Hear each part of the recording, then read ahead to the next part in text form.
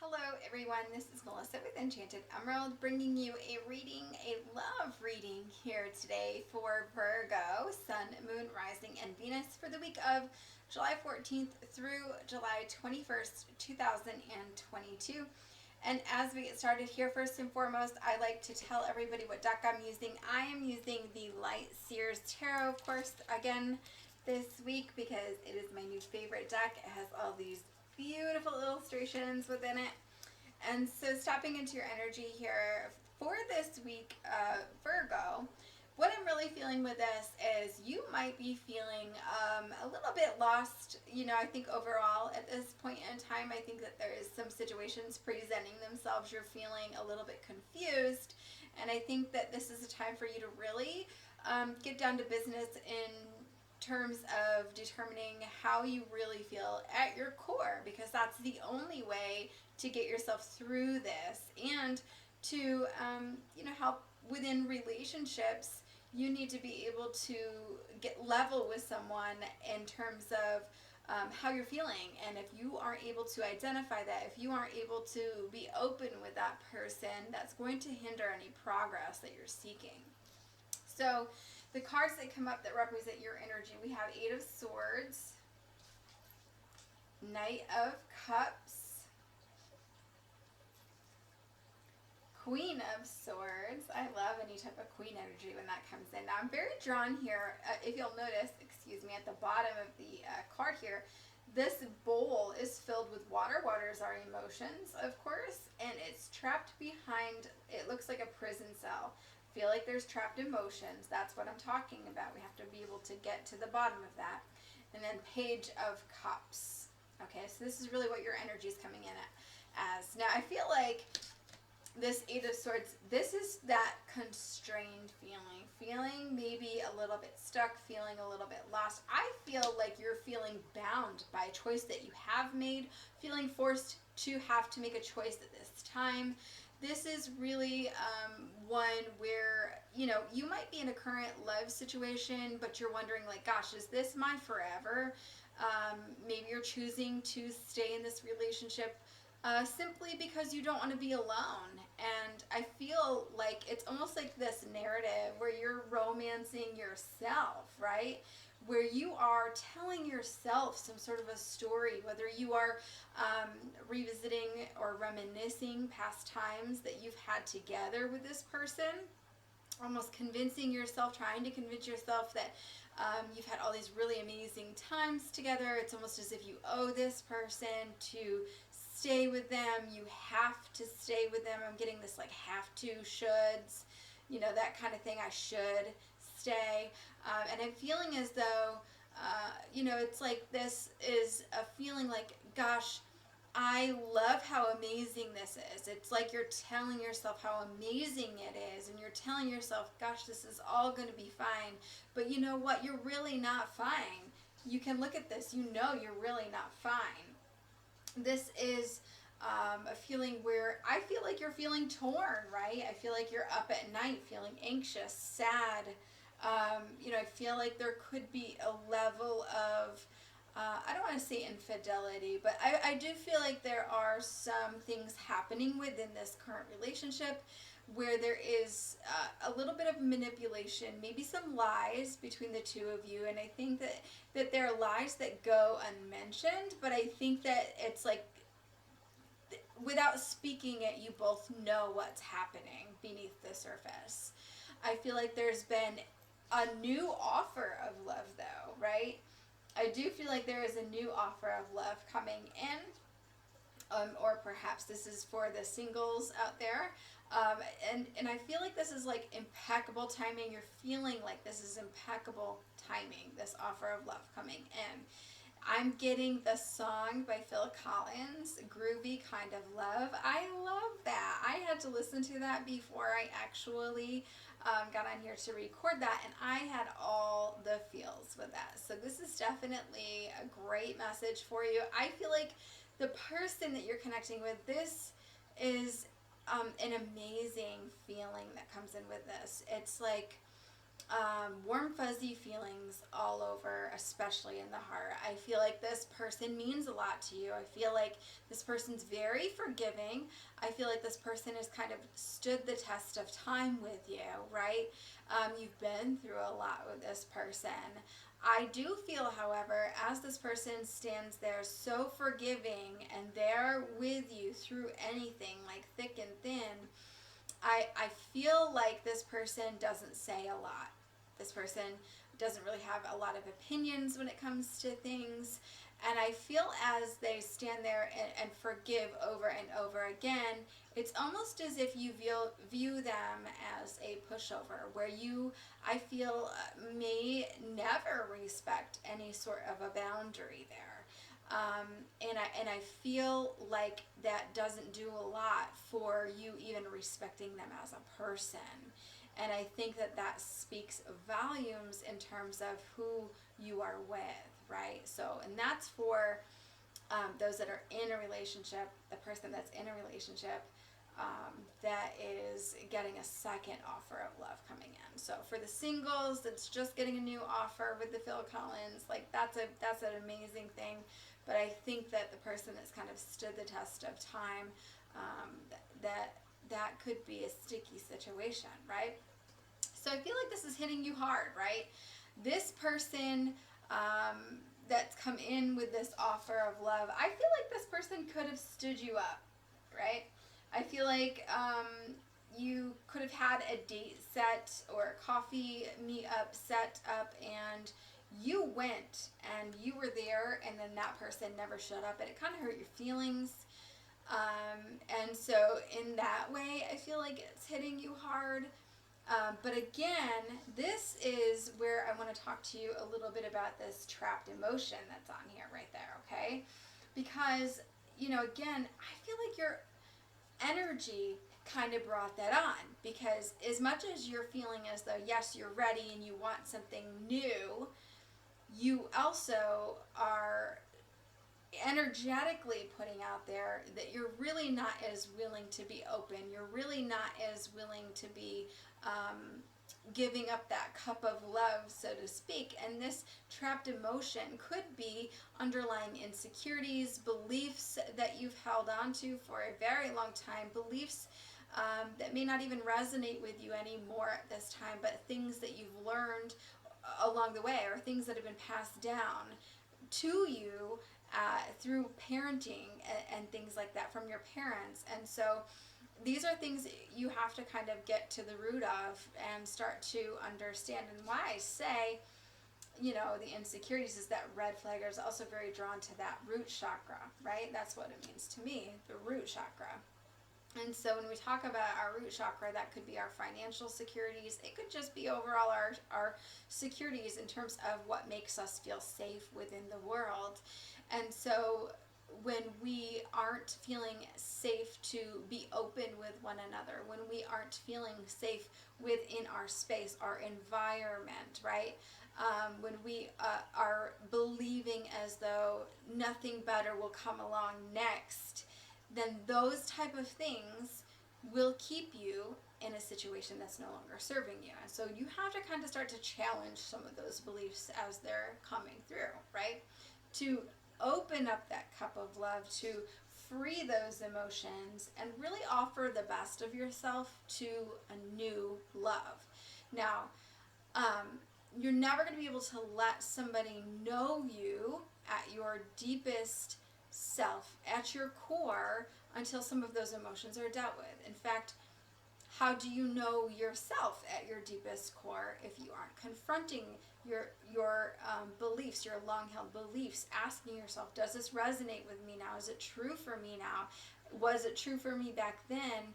And, starting to filter through some of those things to see if you could let go of some of that emotional weight, per se. So, inevitably, I think that situation will resolve itself, and then therefore really open you up a little bit more to love and the expression of love. So when we talk about the expression of love, it could be you simply being able to communicate your feelings better, communicate what you need within a relationship better, be willing to accept love better. Maybe you will be a little bit more open to expressing your love better in actions, right? Following through with actions and commitment and things. You know, showing up for that person in an emotionally supportive way as a result of that. So this is really about you getting clear about your ideals and, you know, your heart. What is in your heart that you're wanting within a relationship. And so looking at this situation, looking at your love situation overall, right? What do you feel is out of reach for you in your ideal love situation, right? I feel like there's something you're feeling is within reach. It's like within arm's reach.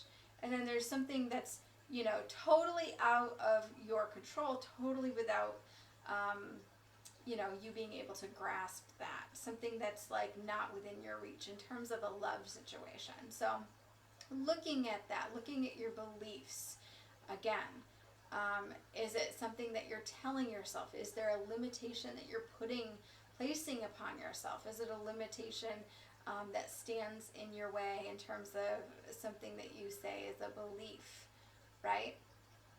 So, you know, those are things that we have to overcome, these subconscious patterns. Now, this can be excuses, it can be our distractions, it can be our limitations, things that we've placed on ourselves. And you have to start to try to incorporate that now into your current love situation so that you can breathe life back into that, right? So, what are you missing in your current love situation, and how can you start to flip the script in terms of what you're believing about that?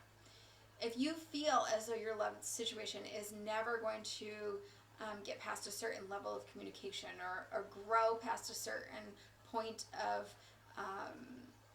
fulfillment, then that's not going to happen.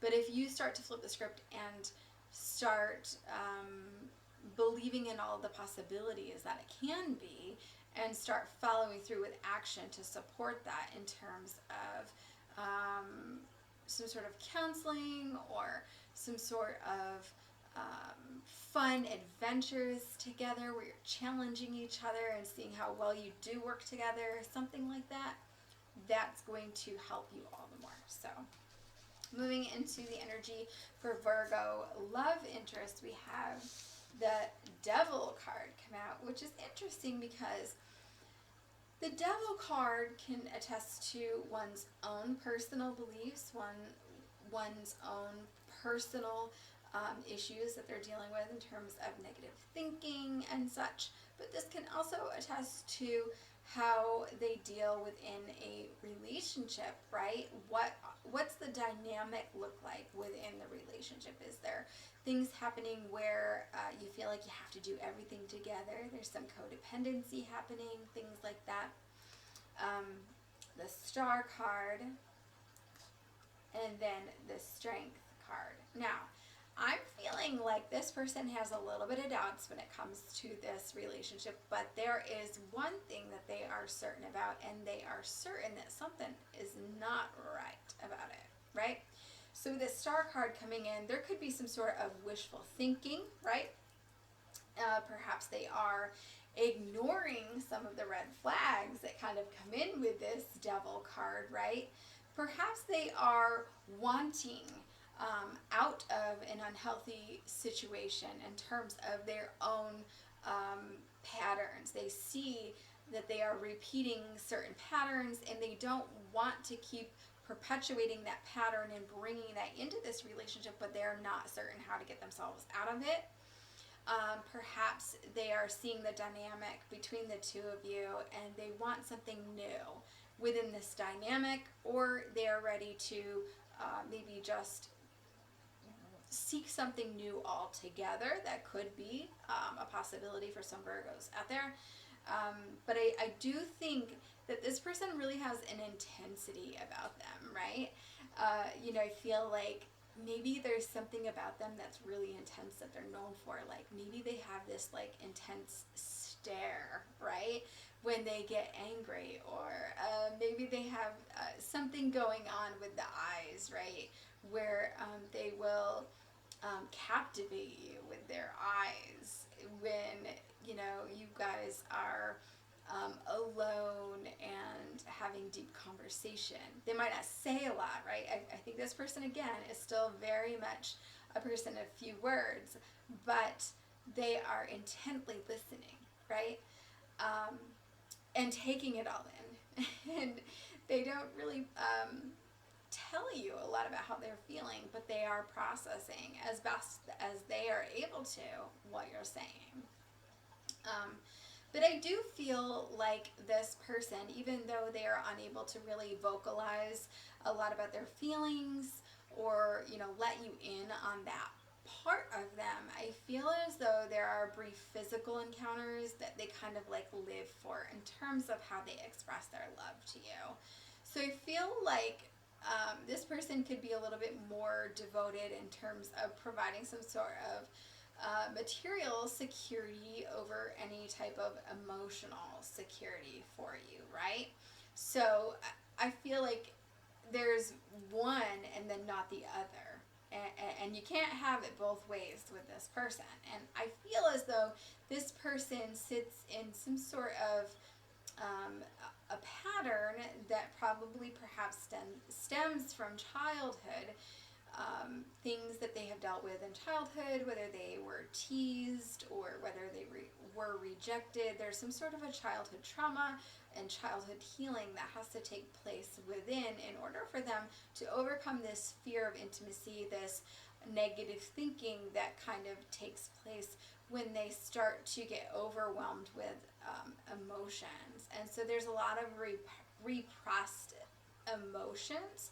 And so this person is like actively pushing emotions aside when they start to feel them, just because it just is too overwhelming for them in terms of processing that and then digesting it all and then spitting it back out into words and letting you know exactly how they feel, because they don't know exactly how they feel.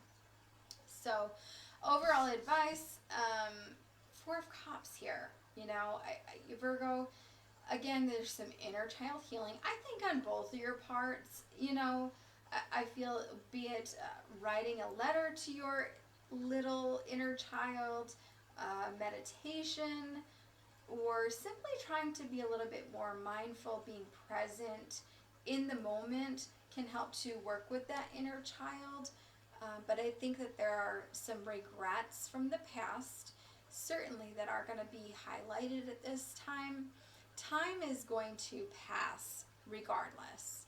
And this is really an emphasis that we have here. But it's about focusing your energy. You can't be caught up with what you want your relationship to be. You really have to see your relationship for what it is and where it is. And so this is about being accepting of love. How are you accepting of love, right?